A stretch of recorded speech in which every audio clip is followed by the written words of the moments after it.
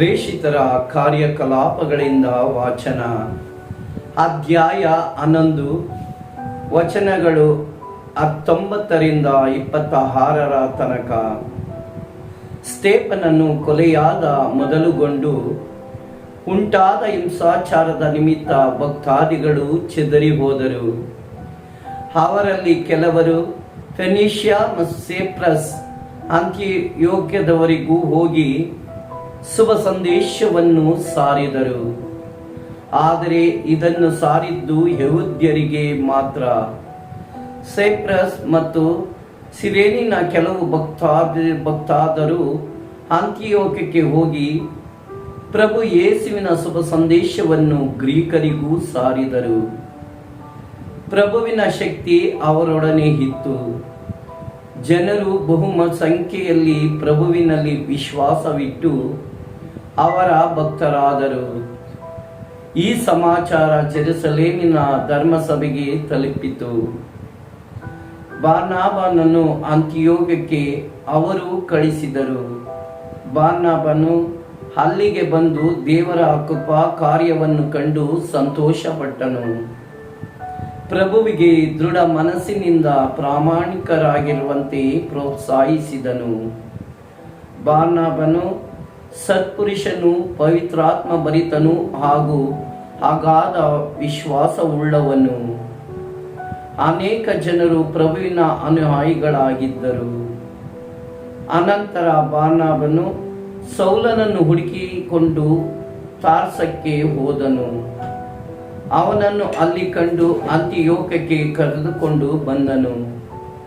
ಅವರಿಬ್ಬರು 1 ವರ್ಷವಿಡೀ ಧರ್ಮಸಭೆಯೊಂದಿಗೆ ಇದ್ದು ಬಹು ಜನರಿಗೆ ಉಪದೇಶ ಮಾಡಿದರು. ಭಕ್ತಾದಿಗಳನ್ನು ಮೊದಲು ಬಾರಿಗೆ ಕ್ರೈಸ್ತರು ಎಂದು ಕರೆದಿದ್ದು ಅಂತಿಯೋಕ್ಯದಲ್ಲೇ. ಪ್ರಭುವಿನ ವಾಕ್ಯ. ದೇವರಿಗೆ ಕೃತಜ್ಞತೆ ಸಲ್ಲಲಿ. ಕೀರ್ತನೆ ಶ್ಲೋಕ. ಸ್ತುತಿ ಮಾಡಿ ಪ್ರಭುವನ್ನು ಸಮಸ್ತ ರಾಷ್ಟ್ರಗಳೇ. ಪವಿತ್ರ ಪರ್ವತದಲ್ಲಿ ಪ್ರಭು ಸ್ಥಾಪಿಸಿಹನು ತನ್ನ ನಗರವನ್ನು ಯಾಕೋಬ ವಂಶದ ಸಕಲ ನಿವಾಸಿಗಳಿಗಿಂತ. ಸಿಯೋನ್ ದ್ವಾರಗಳು ಆತನಿಗೆ ಸುಪ್ರೀತ. ದೈವ ಶ್ರೀನಗರವೇ, ಕೇಳು ಇವನ್ನು ನಿನ್ನ ಕುರಿತ ಅತಿಯೋಷಿಗಳನ್ನು. ಶ್ಲೋಕ. ಸ್ತುತಿ ಮಾಡಿ ಪ್ರಭುವನ್ನು ಸಮಸ್ತ ರಾಷ್ಟ್ರಗಳೇ. ನನಗೆ ಮಣಿಯುವವು ರಾಷ್ಟ್ರಗಳಲ್ಲಿ. ಈಜಿಪ್ಟ್, ಬಾಬೆಲ್ ದೇಶಗಳನ್ನು ಲೆಕ್ಕಿಸುವೆ. ಜೆರುಸಲೇಮಿನ ನಿವಾಸಿಗಳಲ್ಲಿ ಫಿಲಿಸ್ಟಿಯ, ಟೈರ್, ಎಥಿಯೋಪಿಯ ಜನ ಸೇರಿವೆ. ಸಕಲ ಜನಾಂಗಗಳ ಜನನಿ ಸಿಯೋನ್ ನಗರವೇ. ಅದನ್ನು ಸ್ಥಾಪಿಸಿದವ ಪರಾತ್ಮರ ಪ್ರಭುವೇ. ಶ್ಲೋಕ. ಸ್ತುತಿ ಮಾಡಿ ಪ್ರಭುವನ್ನು ಸಮಸ್ತ ರಾಷ್ಟ್ರಗಳೇ.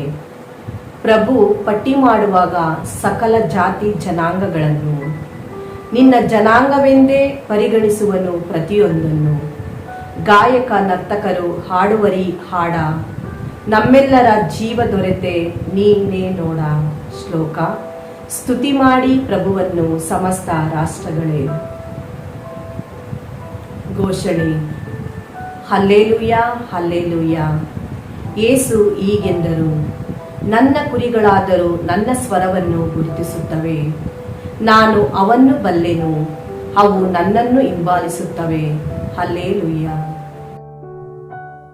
ಸಂತ ಯೋಹಾನರು ಬರೆದ ಪವಿತ್ರ ಶುಭ ಸಂದೇಶದಿಂದ ವಾಚನ. ಅಧ್ಯಾಯ 10, ವಚನಗಳು 22ರಿಂದ 30ರವರೆಗೆ. ಅದು ಚಳಿಗಾಲವಾಗಿತ್ತು. ಜೆರುಸಲೇಮಿನಲ್ಲಿ ಮಹಾದೇವಾಲಯದ ಪ್ರತಿಷ್ಠಾಪನೆಯ ಹಬ್ಬದ ಆಚರಣೆ ನಡೆಯುತ್ತಿತ್ತು. ಯೇಸು ಆ ದೇವಾಲಯದ ಆವರಣದಲ್ಲಿದ್ದ ಸೊಲೊಮೋನನ ಮಂಟಪದಲ್ಲಿ ತಿರುಗಾಡುತ್ತಿದ್ದರು. ಯಹೂದ್ಯರು ಅವರನ್ನು ಸುತ್ತುವರಿದು, ಇನ್ನೆಷ್ಟು ಕಾಲ ನಮ್ಮನ್ನು ಸಂಶಯದಲ್ಲಿರಿಸುವೆ? ನೀನೇ ಅಭಿಷಿಕ್ತನಾದ ಲೋಕೋದ್ಧಾರಕ ಆಗಿದ್ದರೆ ನಮಗೆ ಸ್ಪಷ್ಟವಾಗಿ ಹೇಳು ಎಂದರು. ಯೇಸು ಸ್ವಾಮಿ ಪ್ರತ್ಯುತ್ತರವಾಗಿ, ನಾನು ನಿಮಗೆ ಹೇಳಿಯಾಯಿತು, ಆದರೂ ನೀವು ನಂಬುತ್ತಿಲ್ಲ. ನನ್ನ ಪಿತನ ಹೆಸರಿನಲ್ಲಿ ನಾನು ಮಾಡುವ ಕಾರ್ಯಗಳೇ ನನ್ನ ಪರವಾಗಿ ಸಾಕ್ಷಿ ಕೊಡುತ್ತವೆ. ಆದರೂ ನಿಮಗೆ ನಂಬಿಕೆ ಎಂಬುದಿಲ್ಲ, ಕಾರಣ ನೀವು ನನ್ನ ಕುರಿಗಳಲ್ಲ. ನನ್ನ ಕುರಿಗಳಾದರೂ ನನ್ನ ಸ್ವರವನ್ನು ಗುರುತಿಸುತ್ತವೆ. ನಾನು ಅವನ್ನು ಬಲ್ಲೆನು, ಅವು ನನ್ನನ್ನು ಹಿಂಬಾಲಿಸುತ್ತವೆ. ನಾನು ಅವುಗಳಿಗೆ ನಿತ್ಯ ಜೀವವನ್ನು ಕೊಡುತ್ತೇನೆ, ಅವು ಎಂದಿಗೂ ನಾಶವಾಗುವುದಿಲ್ಲ. ನನ್ನ ಕೈಯಿಂದ ಅವನ್ನು ಯಾರೂ ಕಸಿದುಕೊಳ್ಳಲಾರರು. ಅವನ್ನು ನನಗೆ ಕೊಟ್ಟ ಪಿತ ಸರ್ವಶ್ರೇಷ್ಠರು. ಪಿತನ ಕೈಯಿಂದ ಅವನ್ನು ಯಾರೂ ಕಸಿದುಕೊಳ್ಳಲಾರರು. ನಾನು ಪಿತನು ಒಂದೇ ಆಗಿದ್ದೇವೆ ಎಂದರು ಯೇಸುಸ್ವಾಮಿ. ಪ್ರಭುವಿನ ಶುಭ ಸಂದೇಶ. ಕ್ರಿಸ್ತರೇ ನಿಮಗೆ ಸ್ತುತಿ ಸಲ್ಲಲಿ.